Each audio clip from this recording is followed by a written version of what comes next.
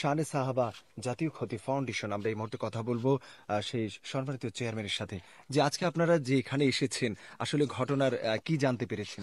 ধন্যবাদ আপনাকে। আজকে আমরা এখানে এসেছি মূলত আমরা সোশ্যাল মিডিয়াতে দেখেছি আমাদের জাতীয় শানে সাহাবা জাতীয় ক্ষতি ফাউন্ডেশনের লক্ষ্মীপুর জেলা নেতৃবৃন্দ আমাদেরকে কেন্দ্রীয় কার্যালয়কে অবগত করেছেন যে এখানে ঈদের আগের দিন একজন ইমাম সাহেবকে নির্মমভাবে পিটিয়ে হত্যা করেছে সামাজিক সন্ত্রাসীরা। সেজন্য আজকে এই ঘটনার তদন্তে এসেছি। আর ঘটনাগুলো যেভাবে আমরা তদন্ত করে থাকি সাধারণত, এখানেও আমরা নিরপেক্ষভাবে একটি তদন্তে এসেছি। এটা আমরা যেটা বুঝেছি সেটা হচ্ছে সামাজিক একটি আধিপত্য বিস্তারের মূলত ঘটনা। সেটা হচ্ছে সামাজিক প্রত্যেক জায়গায় আমরা দেখি যে সামাজিকভাবে মানুষ দুটি তিনটি পক্ষ থাকে। তো এখানেও দুটি পক্ষ আমরা বুঝতে পেরেছি। সেই পক্ষগুলোর একটি পক্ষ যারা ভিকটিম পক্ষ, যে ইমাম সাহেবের ভাই আফতাব, তিনি একবার একজনকে মাদক নিয়ে ধরেছিলেন শাহেদ নামে। তো সেই মাদক নিয়ে ধরার পরে তাদের যে ক্ষোভ, তাদের যে জিজ্ঞাসা, তারা সুযোগের অপেক্ষায় আছেন কখন আবার আফতাবদেরও পরিবারের কারো এই ধরনের সামাজিক কোনো ক্লুপ তারা পাবেন। তো সেটাই পেয়েছেন। কিছুদিন পর দেখা গেছে আফতাবের ছেলে এবং তার বন্ধু বা সহপাঠীরা মিলে দাখিল মাদ্রাসার কল চুরি করেছে, অর্থাৎ সরাই নিয়েছে। তো নেয়ার পরে যেটা হলো, এই শাহেদ এবং রিয়াজ, শাহেদের মামাতো ভাই রিয়াজ, এরা সুযোগের অপেক্ষা আছে। যেহেতু একটা সুযোগ পাইছি, তোমরা আমাদেরকে মাদকে ধরছিলে একবার, তো এখন তোমার ছেলে যে কল সরাই নিছে, তো এটা নিয়ে তারা কি করছে, মানে আফতাবের ছেলেকে অ্যাটাক করে মারধরের ভয় দেখাইয়ে এলাকা আউট করে দিছে। দীর্ঘদিন ছেলেটা এলাকায় ঢুকতে পারতেছে না। ঈদকে উপলক্ষ করে, কোরবানি ঈদকে উপলক্ষ করে ছেলেটা বাড়িতে আসছে। আসার পরে তাকে রিয়াজ মারতে ধরছে সাঙ্গ ফাঙ্গ নিয়ে, ওই যে সেখানে ধরার পরে আফতাবের ভাই, মেজু ভাই মঞ্জু গিয়ে শাসন করে ছেলেটাকে ছাড়াই আনছে, আফতাবের ছেলেকে। এখন ঘটনাটা এখানেই শেষ হয়ে যেতে পারত। ছেলেটা রিয়াজের ভয়ে অথবা শাহেদ এদের ভয়ে এই ছেলেটা দীর্ঘদিন কিন্তু এলাকায় ঢুকে নাই। এরপরে 5,000 টাকা তোমরা ঘুষও খেলা, ওদের থেকে ঘুষ খাইছে। এরপরে তোমরা তাকে আবার মারতে ধরছো। এগুলোর সবকিছু আমি যেগুলো বলছি, এগুলো আফতাবদের মানে ভিকটিম পরিবারের স্টেটমেন্ট, আমি রিভিউ করছি এগুলো।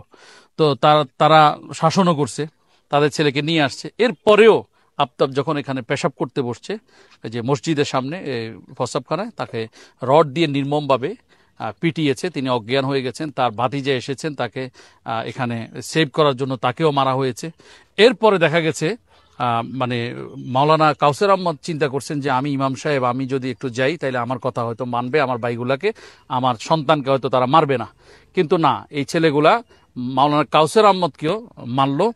60-70 জনের একটা গ্রুপ বা 50-60 জনের একটা গ্রুপ সংঘবদ্ধভাবে মাওলানা কাউসার আহমদকে নির্মমভাবে রড দিয়ে পিটিয়ে লুটিয়ে দিয়েছে। তাকে অজ্ঞান অবস্থায় হসপিটালে নিয়ে সেখানে তিনি মারা যান। তো এই ঘটনায় আমরা যেটা বুঝতেছি যে মানে আফতাব সাহেবরা হচ্ছেন জামাত পক্ষ, আর আরেকটা পক্ষ যারা, তারা হচ্ছে রিয়াজ শাহেদ, এরা হচ্ছে বিএনপি পক্ষ। তো এখানে কিন্তু বিএনপি জামাতের কোনো কিছু নেই, যেহেতু এটা রাজনৈতিক ঘটনা নয়, এটা হচ্ছে একটা সামাজিক ঘটনা।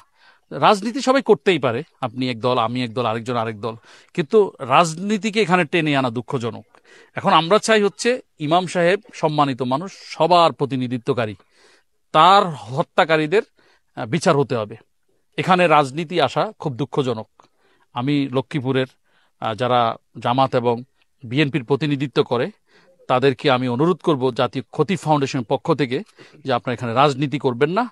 আজকে যদি এই খুনিরা পার পেয়ে যায়, আরেকদিন আরেকটা খুনের ঘটনা ঘটবে। তো এভাবে যদি রাজনীতি ব্যবহার করে যদি তারা পার পেয়ে যায় তাহলে দুঃখজনক। আমি ভিকটিম পরিবারের যারা আছেন তাদেরকে অনুরোধ করব, আপনারা স্টেটমেন্টে এখানে বিএনপিকে টেনে আনবেন না। এটা সামাজিক ঘটনা, আমরা যতটুকু বুঝতে পেরেছি, আপনাদের বক্তব্যে আমরা বুঝতে পেরেছি এটা সামাজিক ঘটনা। বিএনপিও বলে নাই আপনাকে মারামারি করতে, জামাতও বলে নাই।